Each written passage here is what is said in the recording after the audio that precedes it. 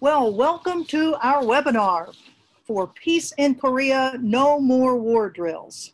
I'm Colonel Ann Wright, a member of Veterans for Peace and Women Cross DMZ, two of the organizing groups for this webinar. This will be a bilingual webinar with simultaneous interpretation in Korean and English.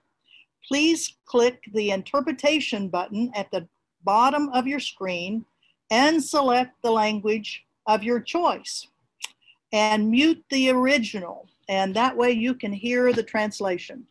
Our webinar is being recorded and the recording will be made available to you who have registered. And why don't we start out with you all telling us in the chat where you're from. As the chat will be used to fill in your names and locations, please put any questions that you have in the Q&A box, not in the chat. So to begin with, we have 110 US groups, 198 South Korean groups, and 81 international civil society organizations that have endorsed a statement urging the suspension of annual combined military exercises with South Korea in order to restart diplomacy with North Korea. 3 weeks ago, on January 27th, the statement was sent to the Biden administration at the White House and to the State Department and the National Security Council. In the statement, we noted that these costly and highly provocative war exercises, which are based on operation plans that reportedly included preemptive strikes and decapitation measures against the North Korean leadership, heighten military and political tensions on the Korean Peninsula. They are major obstacles to peaceful resolution of the ongoing 90-year-old Korean War. Suspending these war drills will be a major confidence building measure and create the conditions for genuine diplomacy with North Korea in order to finally resolve the security crisis on the Korean Peninsula. Let's see. This webinar is timely, as according to South Korean media reports, the US and South Korea have agreed to start the upcoming war drills on March 8th and hold a 9-day computer simulation exercise. Our panelists on this webinar will discuss in depth the importance of suspending the war drills. But before we get to them, I would like to thank members of the organizing groups that coordinated the statement and this webinar. Korea Peace Campaign of Veterans for Peace, the Korea Peace Network, Korea Peace Now Grassroots Network, Peace Treaty Now, Women Cross DMZ, Women's International League for Peace and Freedom, Civil Peace Forum, Korean Women's Movement for Peace, and South Korean Committee on June 15th Joint Declaration. Now, our three panelists are going to be discussing some important things. Presentation one will be the history of the US-ROK combined military exercises, their costliness, their provocative nature, and why they must end so that we can have peace in Korea. The second presentation will be the history of how the US and the North Korean exercises have, the South Korean exercises have impacted denuclearization and peace talks between the US and North Korea. And the third panel will be why we should end the exercises from the point of view of a US veteran, military veteran, who's participated in them as a medic. But before we go on to the panelists, we want to show you a short video of the provocative nature of the US-South Korean war drills. Will Griffith has created this excellent video with a narration from our January 27th statement. Will is a Korean American who spent almost 6 years in the US Army as a paratrooper, participating in the Iraq surge and the Afghanistan surge, and he says to his regret. Will has since become an anti-imperialist and a content creator where he produces media at the Peace Report, a media outlet which focuses on making the connections between imperialist war, class struggle, and capitalism. All media content is produced free to the public. Previously, Will served on the board of directors of Veterans for Peace, About Face Veterans Against the War, and the steering committee of Stop THAAD in Korea and militarism in Asia and the Pacific. Today, he serves on the board of the Global Network Against Weapons and Nuclear Power in Space, where he produces monthly educational videos on their social media pages. We thank Will very much for all of his efforts in this excellent video. And now we'll see the video.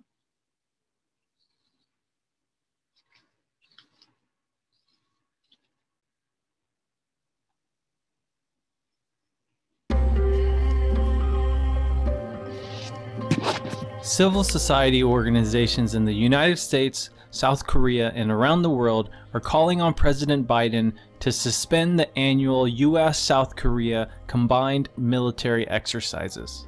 Suspending these costly and highly provocative war exercises will be a crucial step towards restarting genuine diplomacy with North Korea.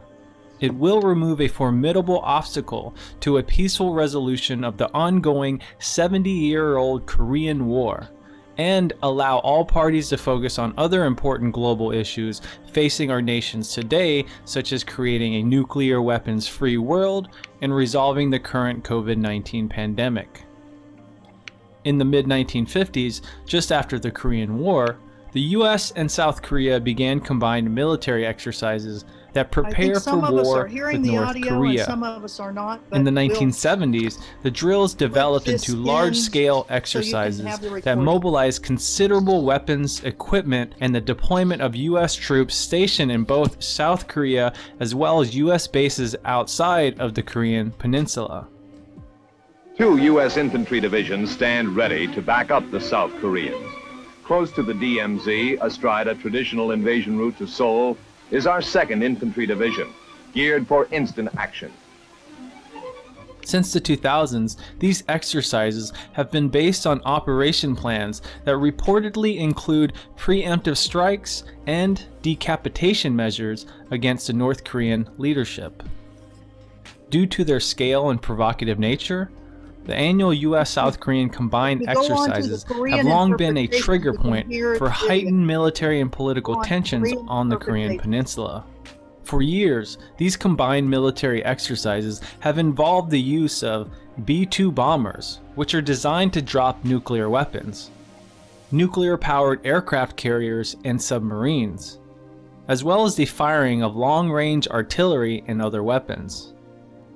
They not only increase tensions on the Korean Peninsula, they have cost US taxpayers billions of dollars and have caused irreparable harm to local residents and the environment in South Korea.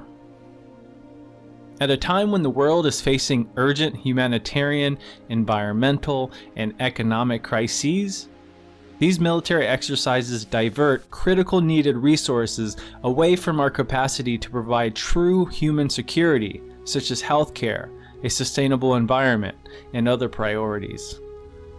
Furthermore, they heighten geopolitical tensions and risk reigniting a hot war on the Korean Peninsula, which would have catastrophic consequences for millions of people. The civil society organizations in the US and South Korea and around the world are saying peace talks, not war drills and military confrontation. They urge the Biden administration to resolve the root cause of the conflict between the United States and North Korea, the unresolved Korean War, which has driven a dangerous arms race, harmed the most vulnerable people through punishing sanctions, and enforced the tragic separation of hundreds of thousands of Korean families. Continuing to rely on isolation, pressure, and threats to force North Korea's unilateral denuclearization is a recipe for failure. Suspending the combined military exercises will be a major confidence-building measure towards renewing diplomacy, to resolve the long-standing 70-year-old conflict with North Korea and ultimately achieve permanent peace and denuclearization of the Korean Peninsula.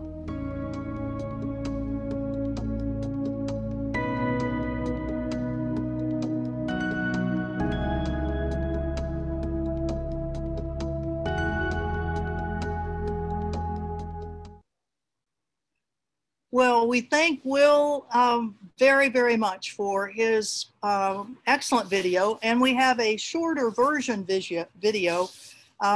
We will have the links to both of them online so that you can use them in your community events. We want you to share it with everyone that you can, because it really does give us a good perspective on what those military exercises are all about and how provocative they can be. Our very first panelist is Wooksik Cheong. He's the founder and director of the Peace Network, a South Korean research NGO founded in 1999 for peace on the Korean Peninsula. He serves on the advisory boards of the South Korean Ministry of Unification and the Foreign Affairs and Unification Committee of the National Assembly. He has served on President Roh Moo-hyun's transition team. He was also the chair of the steering committee of Civil Peace Forum and a member of the Inter-Korean Cooperation Committee of Seoul City. He is the author of several books, including in 2020, The Path for Korean Peninsula, Why a Nuclear Weapons-Free Zone. In 2018, The End of Denuclearization. And 2017, What About That? And in 2008, Which Way for the 21st Century in South Korean and US Alliance. He will be discussing the history of the US and South Korean combined military exercises, their costly and provocative nature, and why they must end for peace in Korea. He'll be speaking in Korean, so if you are an English speaker, look at the bottom of your screen for the interpretation button and click English and then mute the original language. So, Wooksik, thank you very much. Please. Hi, everyone. 안녕하세요. Hi, I am with Peace Network. My name is Wooksik Cheong. I am honored to attend this very important, valuable webinar. Today, at this international joint webinar on the US-ROK combined military exercises, I hope it will be a good step towards suspending the joint military exercises. The topic that I was given to talk about today is the history and the characteristics of the US-South Korea joint exercises. It's been 70 years since the combined exercises began, and I have to talk about this in 10 minutes, so this will be a great challenge for me. But I will try to cover the main points. As you know, every year on the Korean Peninsula, there is an annual event that repeats itself. The US-South Korea alliance conduct large-scale military exercises, and North Korea always responds very sensitively. And this repeats every year. And this year, North Korea, at its 8th Party Congress in January, it called strongly for the suspension of the US-South Korea combined war exercises. And the Moon Jae-in-Biden administrations replied by saying, these exercises are merely routine and defensive. And it seems that they will move forward with computer simulated exercises in March of this year. Maybe on this webinar, there are some people from the Pentagon or the CIA. I'm not sure. But we know that the Biden administration is reviewing its policy on North Korea.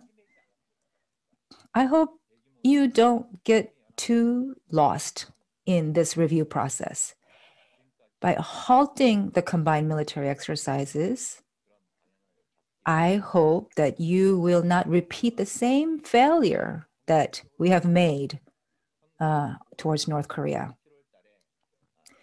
The combined military exercises between the US and South Korea began in 1954, right after the signing of the Armistice Agreement. At that time, the UN command had wartime operational control, and the exercises were named Focus Lens or Focus Retina. It was about restoring the armistice system in the event of a North Korean attack. So the exercises were defensive in nature. However, in the late 1960s, as the US was engaged in the Vietnam War, it wanted to prevent North Korea's military adventurism. So the military exercises became bigger in scale, and the nature of it became different as well. In the late 1970s, there was a balloon effect. As you know, since 1975, in Europe, there was the Helsinki process. The US-led NATO and the Warsaw Treaty Organization decided to significantly reduce the military exercises. So in Europe, the United States could no longer carry out large-scale military exercises. So then the sparks flew over to the Korean Peninsula. Therefore, the US began the Team Spirit exercises in 1976 in Korea. And in 1978, the US-ROK Combined Forces Command was formed, and the UN Command's wartime operational control became transferred over to the Combined Forces Command. In the Team Spirit exercises, included the deployment of US nuclear weapons, as well as 200,000 troops were mobilized for this exercise. The exercise in Europe did not exceed 5,000 troops, but in the vicinity of the Korean Peninsula, there were 200,000 troops, 40 times the number of troops in Europe. In response, North Korea demonstrated a very sensitive response. And around this time, the so-called North Korea nuclear crisis also began. In the history of the US-South Korea joint military exercises, there are three important events historically. The first was in 1992 to 1993. At that time, North Korea agreed to join the IAEA inspections, but as a condition, it requested the halting of the Team Spirit exercises. At that time, Presidents Roh Tae-woo and George H.W. Bush officially announced the suspension of the Team Spirit exercises. And therefore, North Korea signed the Basic Inter-Korean Agreement and the Joint Declaration of Denuclearization of the Korean Peninsula and joined the IAEA Safeguards Agreement. However, in 1992 October, the US and South Korean defense ministers reversed the decision and announced that they will resume the Team Spirit exercises. And then in 1993, as they resumed Team Spirit, North Korea then decided to withdraw from the NPT, the Nuclear Non-Proliferation Treaty. So in retrospect, had the two leaders kept their promises at that time, then the so-called North Korea nuclear crisis could have been resolved in its infancy, and we would have avoided the headaches that this issue has caused for the past 30 years. The second important event was in 2009. At that time, the leader of North Korea, Chairman Kim Jong-il, collapsed from a stroke. At that time, the Lee Myung-bak administration and the Obama administration anticipated Kim Jong-il's imminent death and speculated that there may be extreme crisis in North Korea. So the US developed plans to secure North Korea's weapons of mass destruction and the South Korean forces to invade North Korea by force and stabilize the region. They started to plan in detail these operation plans. At the time, North Korea held a meeting with the US high-ranking officials and demanded that the new Obama administration show its sincerity of North Korea policy by canceling the provocative military exercise that was planned to take place. But the US and South Korea dismissed this demand and went on with the military exercise in March. This is what is known as, this was a very negative turning point in the history. 세 번째의 The 사례는 third case that I'd like to talk about was in 2019. As you know, in June 2019, Donald Trump and Kim Jong-un and Moon Jae-in all met at Panmunjom. There were two agreements between the US and North Korea. Trump said to Kim Jong-un, he will halt the US military exercises. And Kim Jong-un said, I will follow through on working level talks with the US. These were very important agreements, but what happened in July is the US and South Korea decided to continue with the exercises.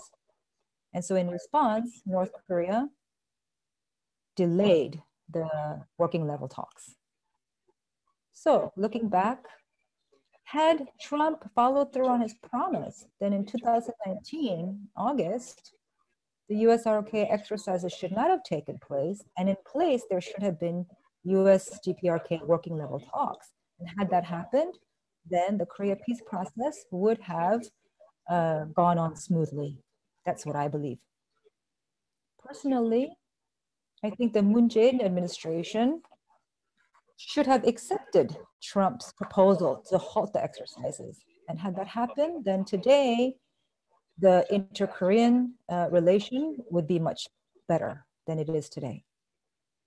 Now I only have 1 minute left.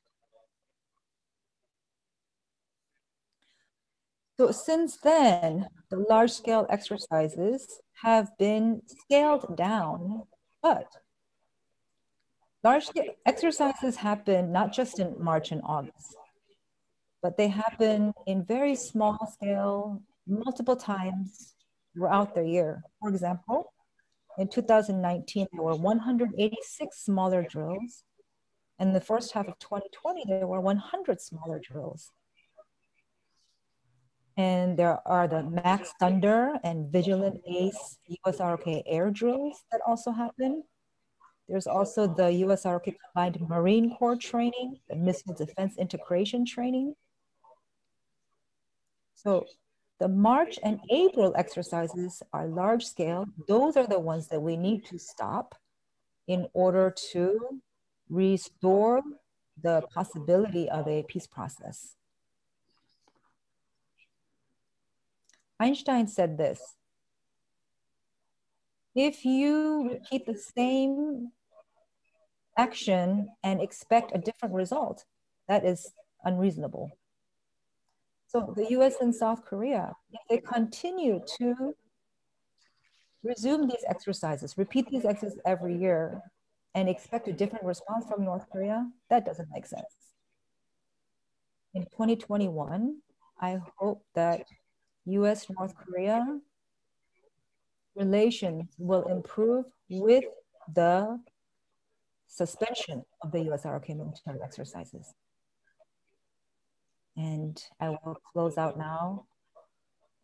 If there's anything I missed, let's discuss more during the Q&A. Thank you. Well, thank you very much, Wooksik, for a very fast presentation. We thank you very much for condensing it very, very much. I know you could speak at length on this, so we appreciate your condensing it. Our next panelist, our second panelist, is Catherine Killough, who is the Advocacy and Leadership Coordinator at Women Cross the DMZ, a global movement led by women mobilizing for peace on the Korean Peninsula and to end the Korean War. Previously, Catherine was the Roger L. Hale Fellow at Plowshares Fund, the largest US philanthropic organization focused on reducing and eliminating nuclear weapons. Catherine will be speaking on the history of how the US and ROK exercises have impacted denuclearization and peace talks between the US and the DPRK. Catherine, please. Thank you, Anne. And thank you everyone for having me. I'm very grateful for Wooksik's presentation because he covers a lot, and I have the much simpler task of discussing the history of how specifically US-ROK exercises have impacted talks between the US and North Korea. I have a very boring PPT to share. It's just 3 slides, but in case it's interesting to look at, I'll share that in a bit.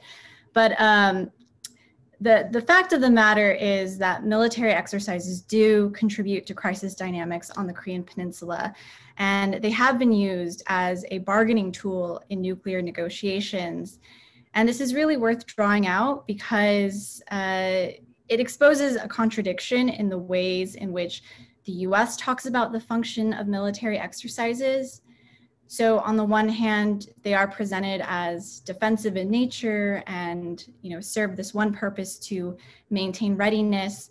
And on the other hand, we hear statements from officials like the former Defense Secretary, Mark Esper, who said that the purpose of our exercises is not only to buttress our diplomacy, but to enable and empower it. So there's no denying that there is official recognition of the adaptability of military exercises to meet political objectives. So with that, let me attempt to share my PowerPoint. Please don't laugh at how simple it is. Hopefully you can all see that. So many of you will likely remember that following the signing of the Singapore Joint Statement, President Trump drew major criticism when he made this statement that we'll be stopping the war games, and I think it's very provocative.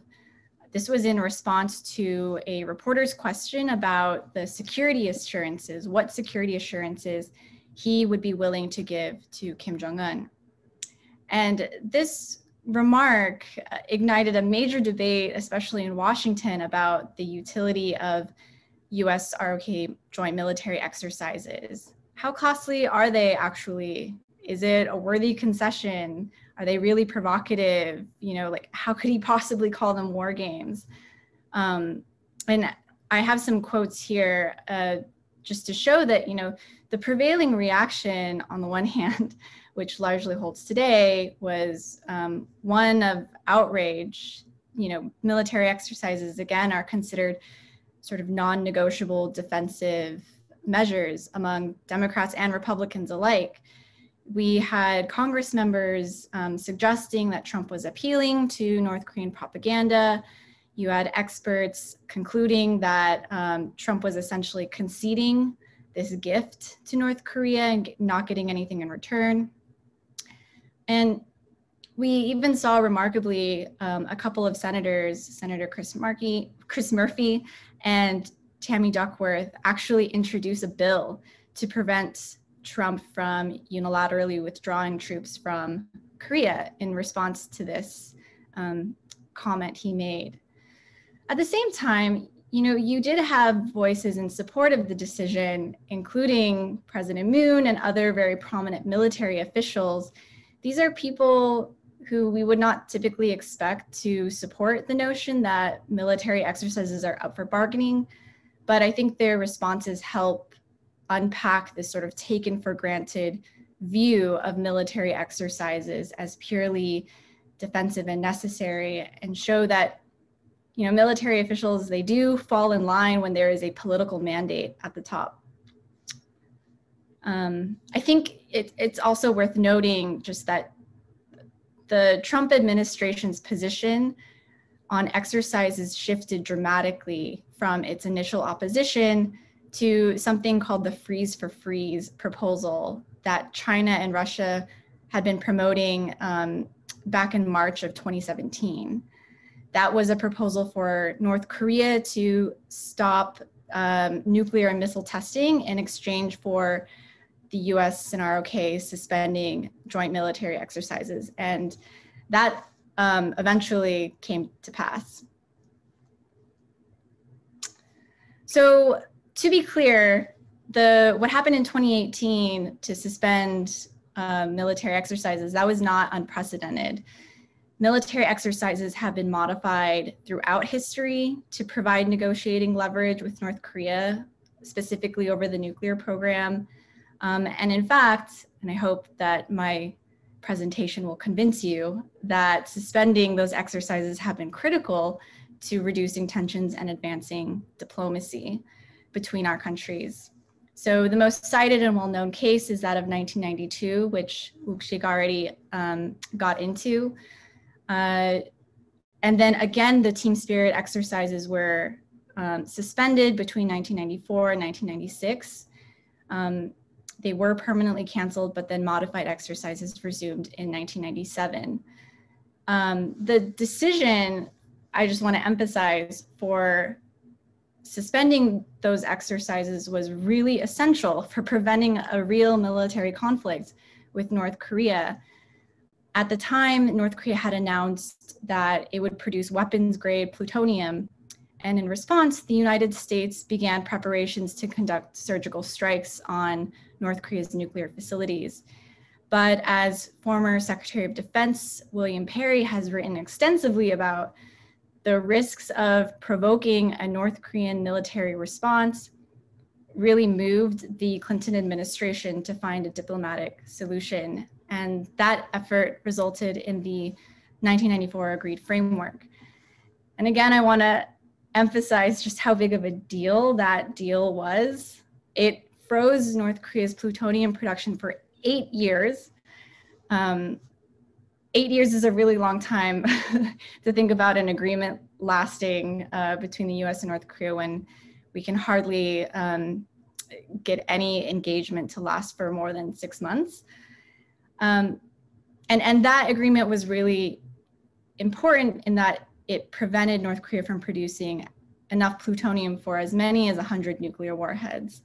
So it's safe to say that suspending team spirit was a very moderate but extremely impactful adjustment to military exercises that, contrary to criticisms raised by opponents, at no time undermined the US-South Korean alliance's military readiness. So then flash forward, finally we saw the US and South Korea in 2018 facilitate North Korea's participation in the Pyeongchang Winter Olympics by postponing and shortening their typically large annual military exercises that occur in March. And this was very significant.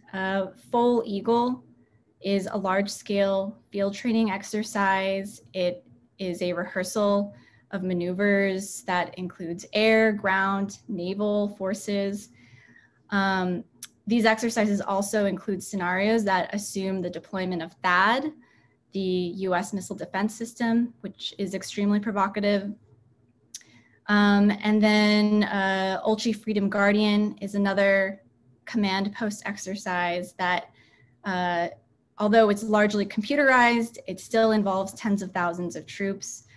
I do want to note that according to one South Korean defense official, the last exercise in 2017 did include a nuclear war game. So these are provocative by nature. And in 2018, of course, Trump suspended or announced the suspension of that exercise.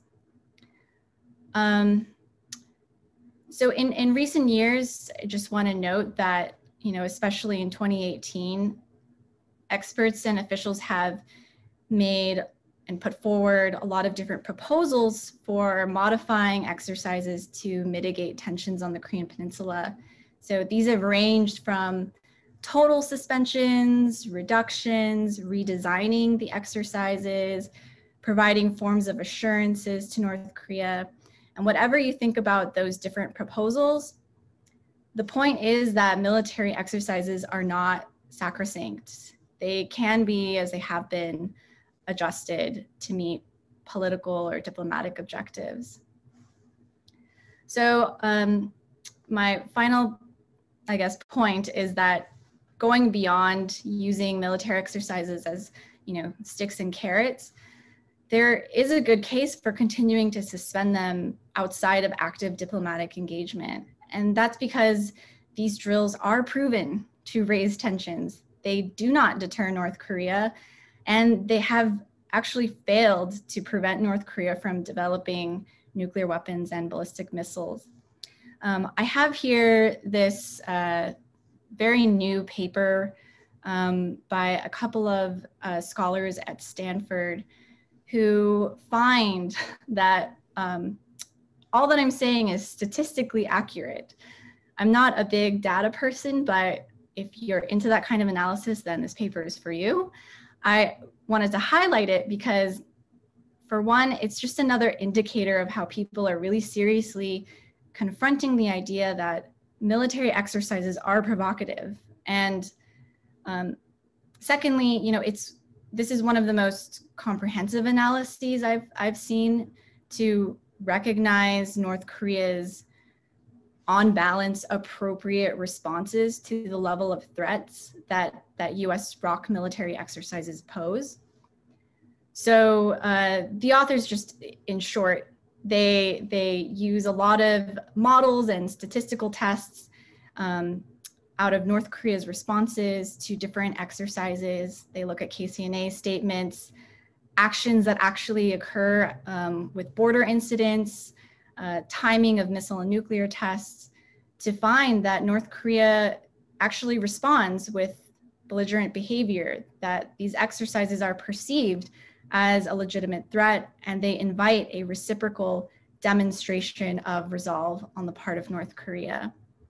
So as a policy goal, anything that the US can do to reduce this threatening security environment that fuels North Korea's pursuit of a nuclear deterrent, that should be pursued, and adjusting and ultimately suspending military exercises should be seriously considered. Why don't I stop sharing my screen there? But if I could just end really quickly,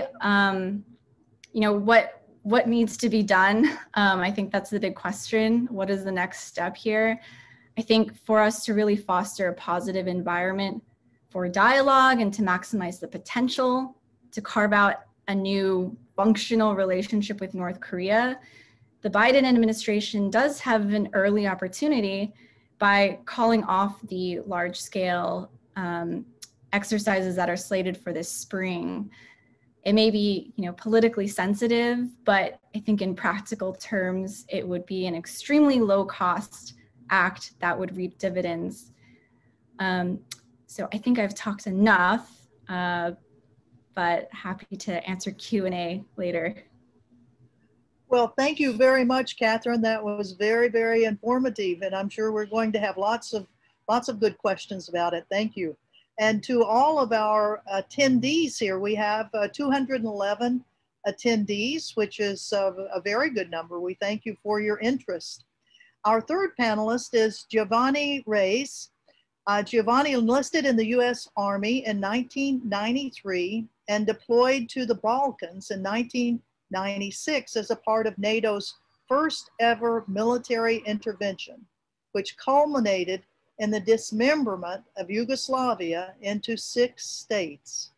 He was in South Korea from 2003 to 2006 as a senior enlisted medic for the 3rd Military Intelligence Battalion of the 501st Military Intelligence Brigade at Camp Humphreys, South Korea, and participated in the US-ROK combined military exercises. He resigned from the military in 2007 and began to work for peace. Yay! He holds a master's degree in international relations with a focus on global studies. He's the member coordinator for About Face, Veterans Against the War, and he'll be speaking on why we should end these these exercises from the point of view of a U.S. veteran who's participated in them. Jovanni, please.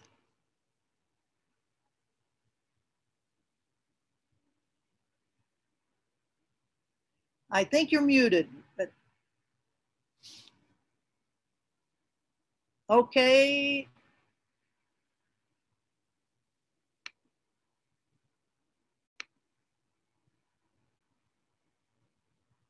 Can our technical team, can you all hear Jovanni? I'm not hearing him. No, maybe Jovanni, your mic is not working properly right now.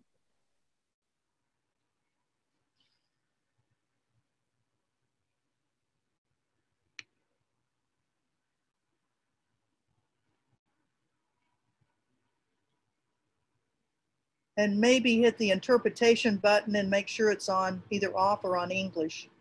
Probably off.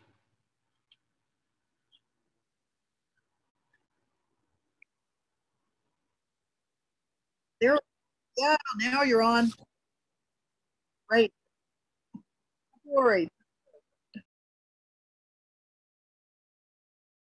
And we just had we're going to some harbor weather now, and I'm not in my home, I'm in someone else's home, trying to stay warm. Thank you, Anne, for your introduction, and thank you everyone who came to the call. Like Anne said, that I was in Korea, South Korea, from 2003 2005. Now I'm not a South Korean expert in South Korean politics, right? I'm mostly focused in Latin America and the Middle East. However, I'm an observant of the region. I'm always interested in geopolitics, and I'm most interested in what's coming out of that part of the region.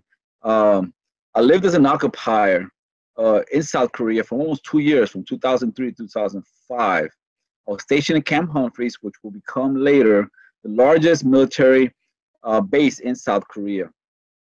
I was a section sergeant I was a section chief in the intelligence battalion, giving medical support for soldiers and pilots that made flights to the North Korean border.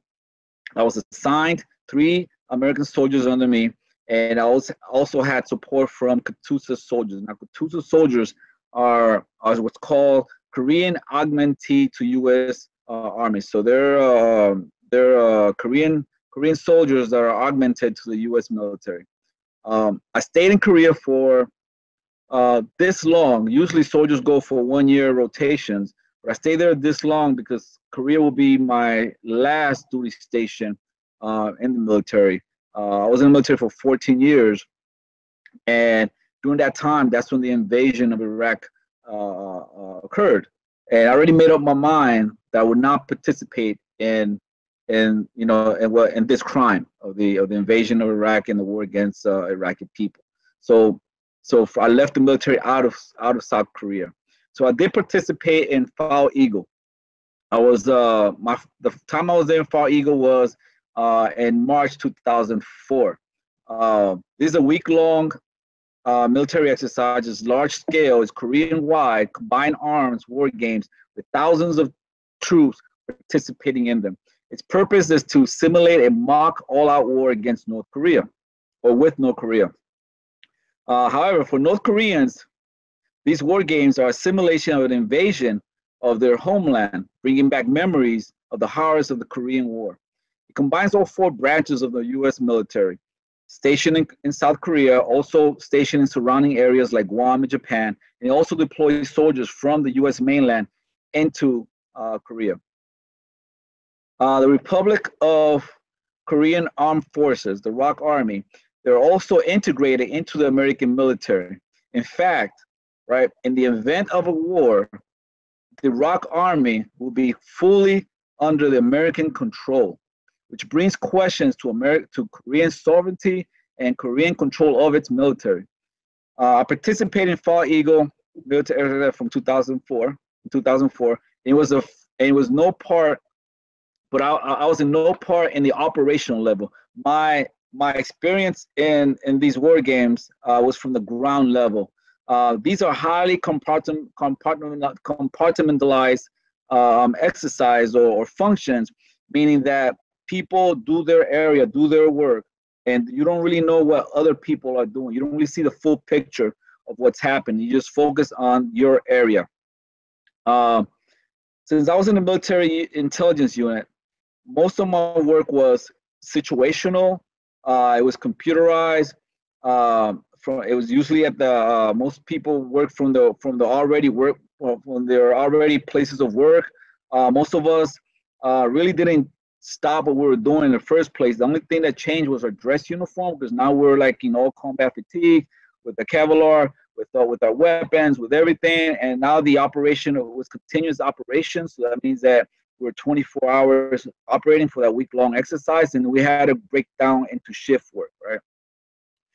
So the scenario that was always given to us is this: that North Korea has breached through a 38th parallel and are overwhelming our forces up north. Now we have reinforcement on the battlefield, and the battlefield is shifting northward, right? So that's pretty much how the scenario went along. Our role was purely defensive, according to this scenario. However, from the North Korean perception, this troop buildup, the war games, for them it was a rehearsal of an invasion of their homeland, right? The reason I say this, right, is because this is what they complain in every talk with the U.S. military. They always complain that these are provocative exercises that simulates an invasion to their homeland. My function was to stand up a decontamination station at our flat line, which is an airstrip, in the event of a chemical attack from North Korea. Me and the guys we stayed in the camp during the whole week-long games, right? During these exercises, American exceptionalism and American supremacy do kick in. What I mean by that, we've always been fed this unhealthy diet of North Korean demonization, right? Whether you're in the military or you're not in the military, we're always given this perception of North Korea. Now, when you're in the military station in Korea, this perception is doubled down on us, right? Most soldiers see their role in South Korea as sacrificing to save South Koreans from North Koreans. Some of my peers even grew frustrated at young South Koreans for being ungrateful towards us. For the narrative here is that we're there to protect the South from the North. I've heard peers tell me that I've often heard peers tell me that that older generation that remember the Korean War are grateful for us being there, but the young Koreans were not. But the disruption to civilian life is hard to miss. Prior to these exercises, I had to go to another camp up north to where we were at to pick up what is called mouse gear. Mouse gears are this laser tag equipment that we put on in our equipment, and they'll go off. And they'll let you know if you've been killed or not killed, or register in some computer, right? So I had to go pick up this laser tag equipment for all my unit. And I remember driving through Korean roads in the military vehicles towards that particular camp. Now, if you've been in Korea, you know that traffic is very heavy in Korea, particularly around Seoul. And I had to pass through Seoul with my Humvee to go to the other camp and pick up this equipment. And you can't miss people staring and looking at you, right? Particularly when you're in traffic in this big monstrous Humvee. So I can imagine what a massive troop presence and massive convoy of military vehicles roaming Korean roads for days on days can do to the psyche of a population that are constantly reminded that they are in a state of war. Now, I left Korea in 2005 in February. I left before the realignment of the bases, which will make Camp Humphreys the largest base in South Korea. I recall, however, learning about base expansion and people outside the base protesting this expansion. Entering Camp Humphreys from the back, right? You drive through some rice plantations. I recall hearing from peers that when the base expand, all these rice paddies will go away, will be gone, meaning that the surrounding land will be appropriated by U.S. military for the expansion of the base. After I left, I learned about the Shuri protests, which were large protests led by local folks against the American and Korean governments for removing them off their land. I can relate to this because me being Puerto Rican, I recall that for decades, we fought the U.S. Navy to leave the island of Vieques, which they were bombing for 60 years before they finally left in 2010. So I can relate to what the local surrounding people were dealing with here. To end, the worst case scenario, if the two Koreas unite, will be which one? Well, the worst case scenario will be that the U.S. will no longer have a pretext to stay in the peninsula. Just like the war on terror has been a pretext to stay indefinitely in the Middle East and North Africa, the war on drugs has been a pretext to stay indefinitely in South and Central America. The so-called North Korean threat allows for U.S. presence in the North Korean peninsula indefinitely. And if it's not because of North Korea, then it's because of China, but it's always a pretext. In my opinion, reunification would be the best case scenario for Koreans, but it should be Korean-led without interference from outside powers. The struggles of Koreans and American militarism is shared by countless of people across the globe. As people of conscience living in the belly of the beast, we need to show solidarity and advocate for our global relatives. And just to let you in the mindset of our rulers, I want to quote Senator Lindsey Graham, who quoted President Trump. And he said, I quote, "If there's going to be a war, it will be over there. If thousands die, they're going to die over there. They're not going to die here." In other words, neither North Koreans nor South Koreans' lives matter much to the policymakers here. And I believe that the Korean leadership should take heed to this word. I recall a young Katusa soldier telling me once that his dream was that one day he'll be able to ride his motorcycle from one tip of Korea to another. With that, I want to end these wars and remove these troops. Thank you. Well, thank you so much, Jovanni. That was really, really excellent. It is important that we hear from U.S. Military who've been sent over there to be a presence. And we thank you for your comments about how it affected you, and we appreciate it. We have gotten lots of good questions that have come in, and I think we'll start out with Wooksik, two of them. We'll put them together. The first is, how strong is the opposition to war exercises by the South Korean people? And then, why did the Moon Jae-in administration enforce an ROK US joint training in August 2019 while breaking the US DPRK agreement?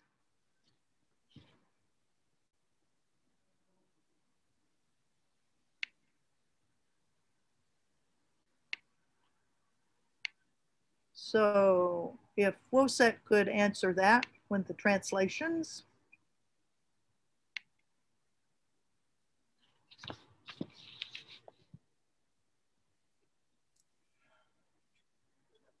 Thank you for the question.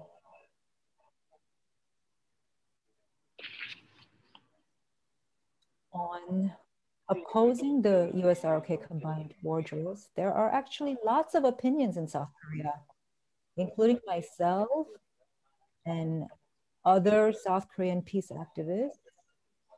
We have diverse perspectives, and we have all come together to call for the suspension of the combined war drills through various tactics, rallies, and joint declarations. One thing that is lacking is that the public sentiment is not really reflected in the Moon Jae-in administration or the National Assembly. Even though the Moon Jae-in government is progressive, even the Democratic Party, internally within the government or in the ruling party,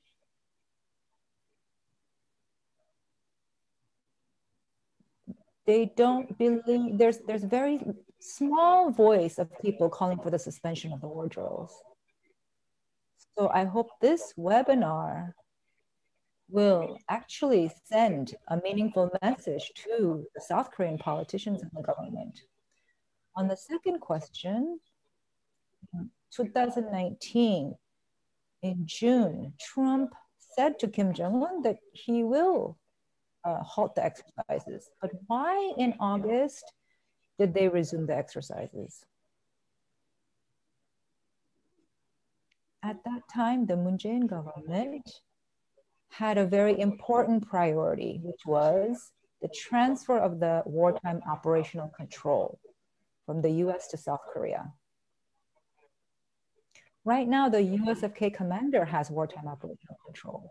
Now they want to transfer to the South Korean general. That is a very important priority for the Moon Jae-in government. For that, in order to do that, they have to do the war exercises to test how South Korea is capable to meet the conditions for gaining wartime operational control. That is the agreement between the US and South Korea.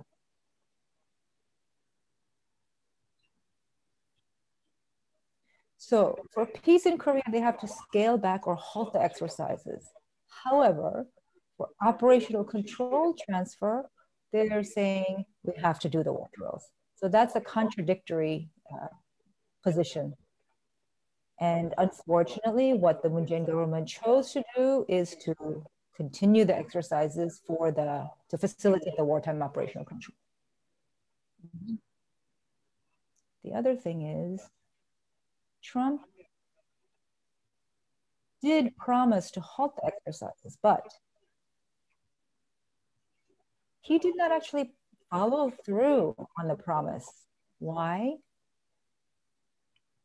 Why did he not make sure that his promise was followed through on? He promised Kim Jong-un to halt the exercises, but another important issue at that time was the burden sharing between the US and ROK. Who is going to pay for US troops? Trump really wanted to get more money from the South Korean government to pay for US troops.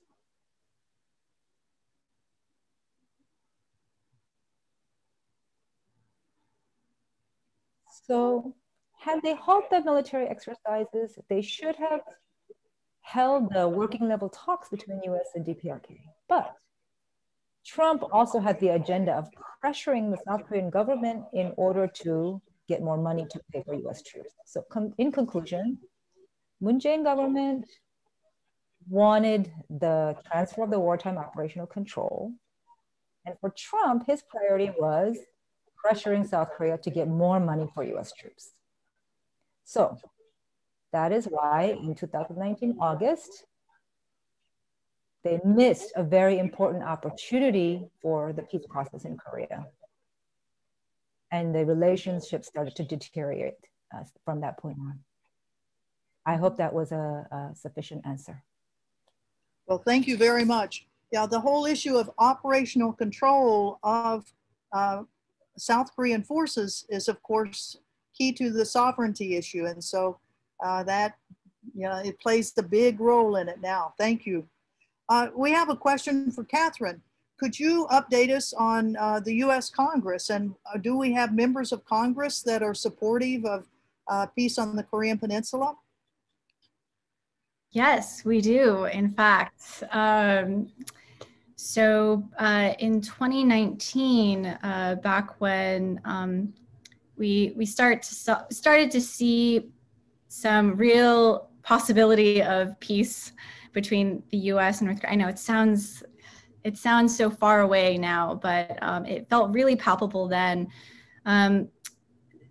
There was an effort led by more progressive Democrats, specifically Representative Ro Khanna, others like Ilhan Omar, Alexandria Ocasio-Cortez, who introduced a bill that calls for a formal end to the Korean War. And this bill gained more than 50 co-sponsors, which, you know, it doesn't sound like a lot, but it's actually quite historic in that this is the first time that so many members of Congress were recognizing the need for acknowledging the historical context of the nuclear crisis, and to put that into perspective by saying we actually need to end this war, to have a peace agreement and to actually get us on a path to advancing denuclearization in Korea. So that effort will be reintroduced this year. And we expect now with the House and Senate controlled by the Democrats that it will gain more support, and hopefully President Biden will listen to our Congress members and the American public in their desire for a shift in the US approach. Thank you. Yes, it is very encouraging, you know, that year after year, we're gaining more people in Congress that are saying, this is crazy. There really needs to be peace on the Korean Peninsula. So we thank organizations that are working so hard for this, whether it's Women Cross DMZ, Korea Peace Now. There's a lot of organizations that are working hard to put pressure on our congressional delegations, which everyone that's in the audience, you can help us out by letting your congressmen and women know that we want peace on the Korean Peninsula. And here's a question for Jovanni. You're in the military, or you've been in the military, and I've been in the military.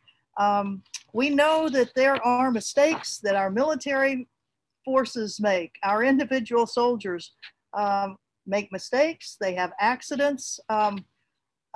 Could this play into some sort of disastrous military confrontation?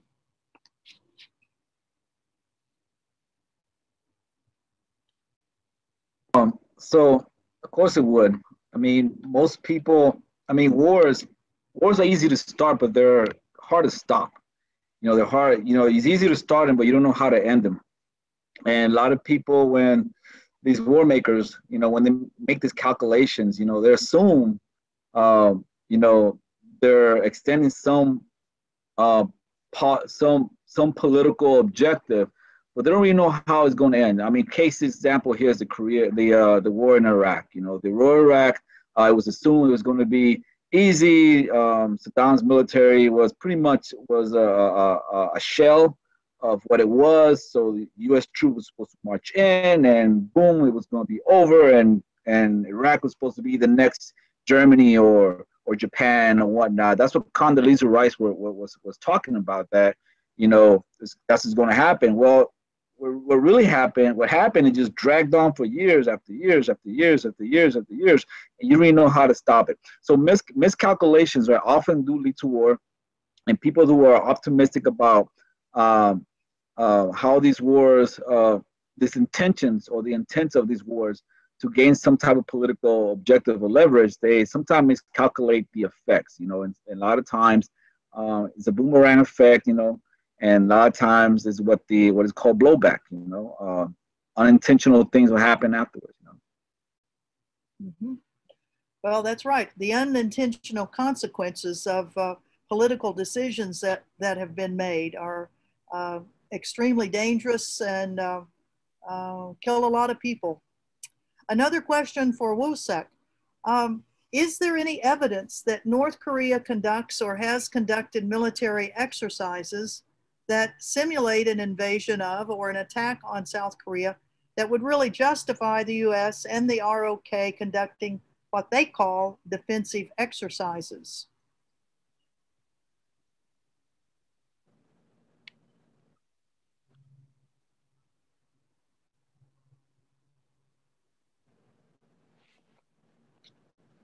네, 제가 답변을 드릴까요? Yes, please. Mm-hmm.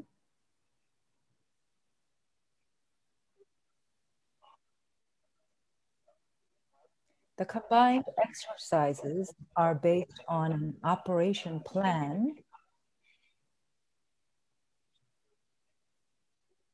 The detail of the operation plan is a military secret. So we don't know, the details are not made public, but we know the general information from the US or South Korean governments that they have leaked them to the media. So what is interesting is Trump has called the exercises provocative war drills.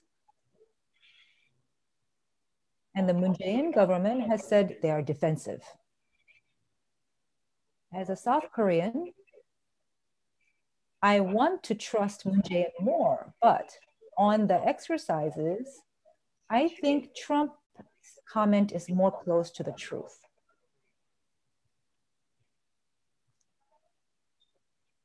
In 2019, August, the US-ROK exercises that happened then,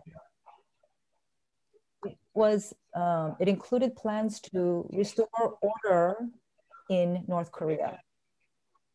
When you look at the national security of South Korea or the South Korean constitution, South Korea considers North Korea its own territory. So to regain that territory, they need an operation to restore order. And in the event of an emergency on the Korean Peninsula, it's not just about defending or repelling against a North Korean attack. It goes beyond that. It's about unifying by force the Korean Peninsula. That plan is in the operation plan. Can that be called defensive? That is a question that we must pose. And in recent years, in the Park Geun-hye administration, there was a lot of talk of this. They also had decapitation strike plans. In the event of a contingency, the person, Kim Jong-un, a plan to decapitate the person who has the power to order nuclear strikes. In other words, Kim Jong-un. So the intention is to decapitate the leadership of North Korea. And the main weapon that they would use for this is invisible fire, F-35A. That would be the weapon that they use in the decapitation strike. What we should pay attention to is that the Moon Jae-in government has not used the expression decapitation strike. But when he talks about the military capability of South Korea, they do have special forces. The Moon Jae-in government did create special forces that would be responsible for decapitation strike, and the Moon Jae-in government imported or acquired F-35As that would be used in that kind of a plan. So comprehensively, when we look at the entirety of the exercises, what they're about, of course, the ideal situation is no military exercise. But if that's difficult, then we need to start to reduce the provocative nature of the exercises. When we look at the US-ROK exercises, it's not zero-sum. As I said before, the March and August exercises, that's based on a scenario of an all-out war situation. As I said, in the Helsinki process in Europe, they reduced significantly the scale of the military exercises.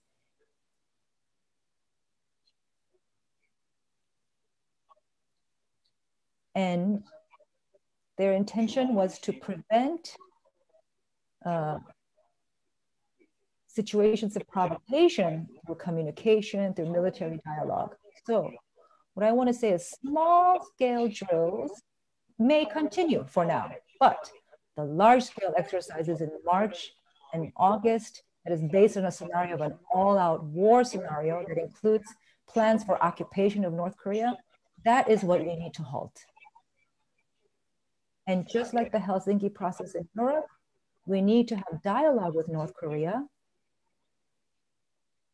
to discuss how to start to scale down the exercises, how to start to change the characteristic of these exercises. That kind of military talk is very important.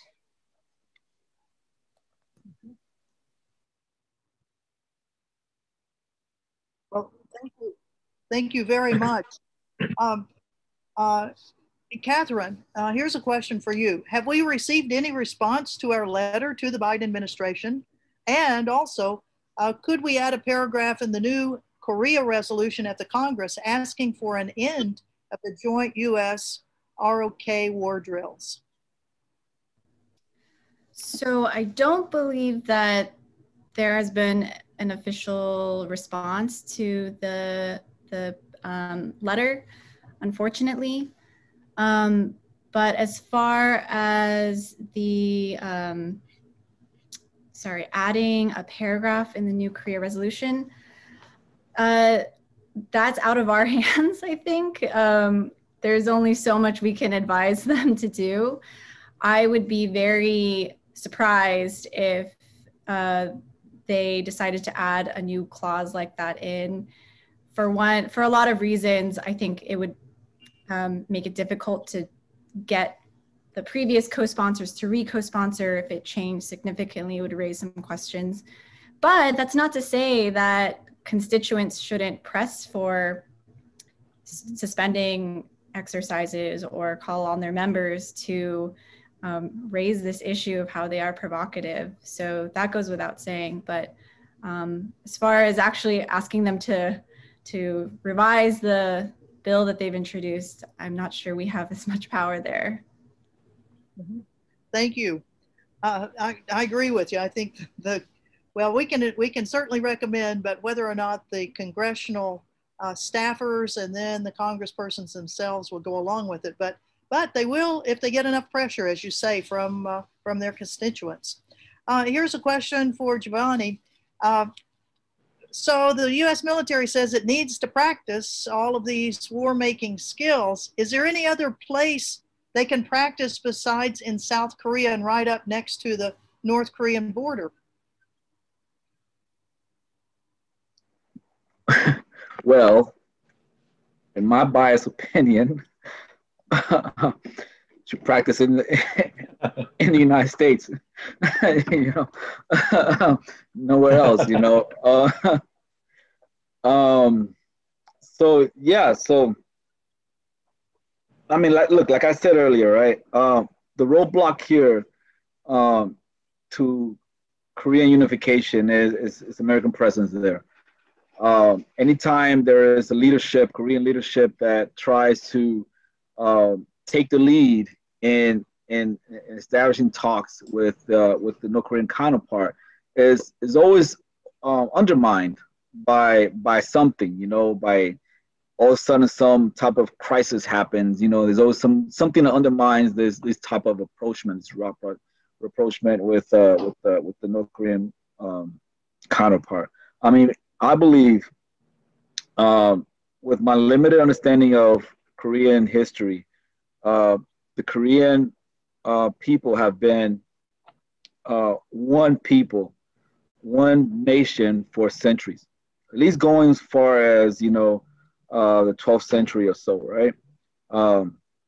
Just recently that got divided, and they got divided not on their own accord.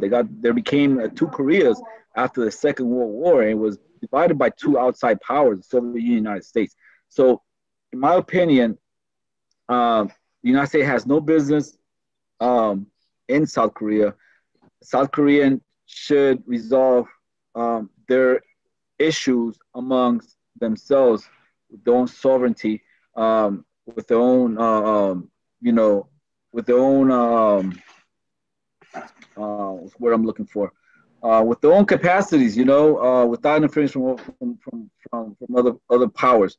So going back to that question, where should the United States do their military drills? Well, they should do the military drills in the United States. That's what they should do, the military drills. Well, and I would say they can do the military drills in the United States, but don't come here to Hawaii. Do them someplace else. In fact, there is what's called the National Training Center, which is located in Nevada, where the large military units, all U.S. military units that are stationed in the U.S. and continental United States, they go to this big training center every year for their capacities. You know, it costs a lot of money to send U.S. soldiers all the way to South Korea, so same amount of money, bring the South Koreans to the U.S. That's one way to handle it. We have tons of questions, and I know that you will, you can send in to us and we can try to get some for you, but what we'd like to do now is to identify 3 things that you all can do, part of our action plan. So if we could have our slides that go up, the first one as an action item that you as an individual can sign our petition for the suspension of military exercises. You know, we had the endorsement of organizations. We had 300 and some odd organizations, 387 that signed. Now we're looking for individuals to sign. Right now, the petition has only like 790 signatures, and we ought to be able to get 10,000. So we ask you to sign it, and then try to sign it by March 1st, and then we too will send that to the Biden administration. You know, we're going to keep after them, and they may not answer us, but they're going to know that we're out there, that we have opinions, and we hope that they take them into consideration. So that's the first thing you can do, is sign this petition. Then the second thing that you can do is join us in what we're calling the 100-hour rally relay rally. And that's something as simple as in your community, do something. You know, well, if you're in the Washington, D.C. area, they went to the White House. They've been going every day since February 14th, calling for the suspension of war drills. But also you can use one of the templates that we have, and we can send you that, you know, we can send you the templates so that you can produce them and then hold them up and put them on social media, so that we can, by social media, keep moving all of these messages. So that's another thing you can do. And then for our listeners and participants in South Korea, we would like for you to join the 1,000 organizations that have the declaration for suspending military exercises. And we'd like for you to get in touch with the South Korean Committee on June 15th Joint Declaration. So those are 3 action items that we would love to have you help us with, because this will encourage people in our communities to think about the continuing war that seems like the never-ending war in the Korean Peninsula that's been going on for 70 years. So with that, we want to thank our wonderful panelists for their expertise and their time and efforts on these subjects. We'd like to thank all of the folks that have been working on this statement, and then the behind the scenes people with this webinar. There's a lot of women that are behind the scenes there that have been interpreting. We thank our great interpreters. We thank everyone that's been a part of this. We will continue to push for the suspension of these exercises, and then we'll close out again with the video that we showed early in the program that was done by Will Griffiths on the need to suspend military exercises. So thank you all so very, very much for your being with us this afternoon, and no more war drills, no more military exercises, no war exercises. Thank you so much. Thank you.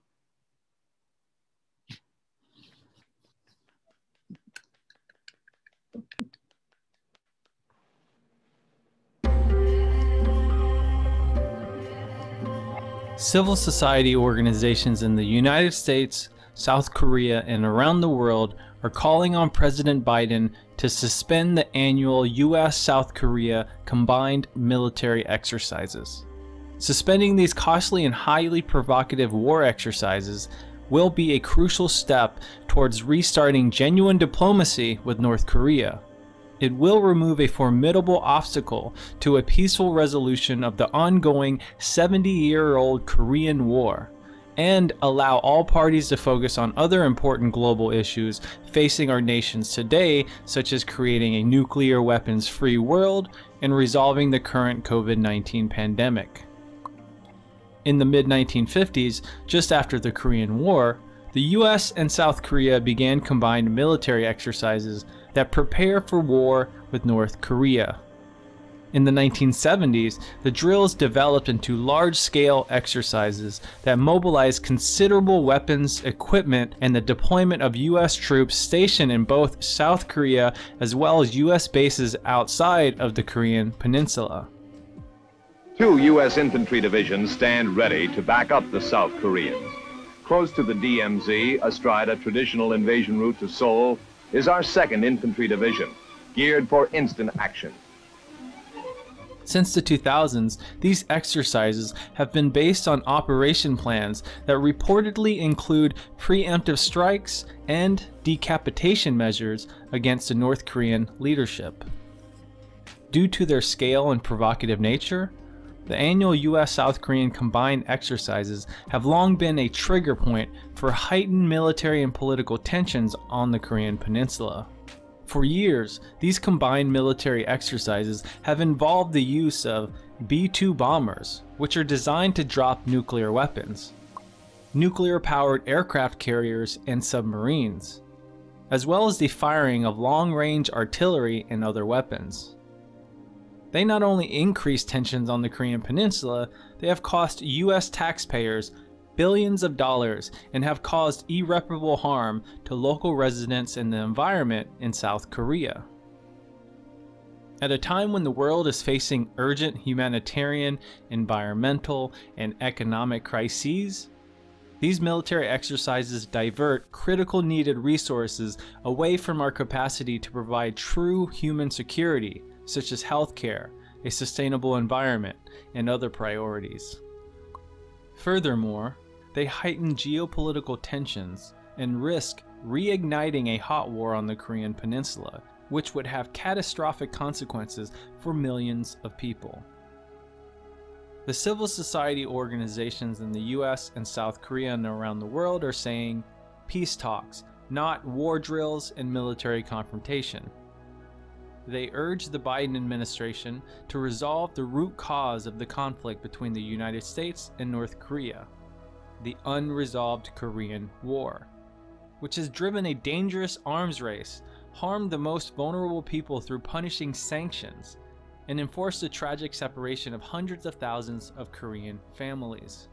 Continuing to rely on isolation, pressure, and threats to force North Korea's unilateral denuclearization is a recipe for failure. Suspending the combined military exercises will be a major confidence-building measure towards renewing diplomacy to resolve the long-standing 70-year-old conflict with North Korea and ultimately achieve permanent peace and denuclearization of the Korean Peninsula.